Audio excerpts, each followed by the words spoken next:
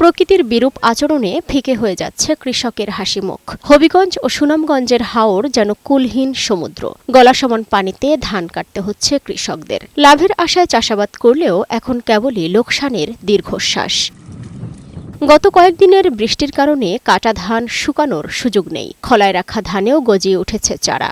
একদিকে শ্রমিক সংকট, অন্যদিকে আবহাওয়ার প্রতিকূলতা, সব মিলিয়ে দিশেহারা প্রান্তিক চাষিরা। এই ধান এখানে যে তুলছে, এখন যে বাড়িতে নিয়ে যাব, এটার তো কোনো নিশ্চয়তা নাই। রোদে শুকানো যাবে না, রৌদ্র নাই, কিন্তু আমরা যে এই রাস্তা যে নিয়ে যাব, এটার কোনো ব্যবস্থা নাই। নেত্রকোনার চিত্র ভিন্ন নয়। জেলার ৫টি উপজেলায় বছরের একমাত্র ফসল হারিয়ে চরম অনিশ্চয়তায় হাজারো কৃষক। যদিও সোমেশ্বরী বা মগরা নদীর পানি কমছে, তবে উবদাখালী ও ধনু নদীর পানি এখনও বিপদসীমার কাছাকাছি প্রবাহিত হচ্ছে।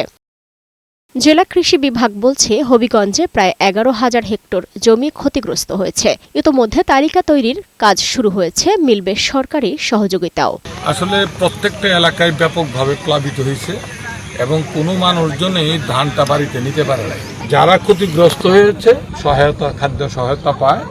এই ব্যাপারে আপনারা কৃষি বিভাগের সঠিক পরিসংখ্যান দিয়ে তালিকাভুক্ত করাবেন। প্রকৃতি শান্ত না হলে এবং দ্রুত সরকারি সহায়তা না পৌঁছালে হাওর তীরের মানুষেরা বড় ধরনের মানবিক ও আর্থিক সংকটে পড়বে বলে আশঙ্কা সংশ্লিষ্টদের। সালমা জাহান মুক্তা, বৈশাখী সংবাদ।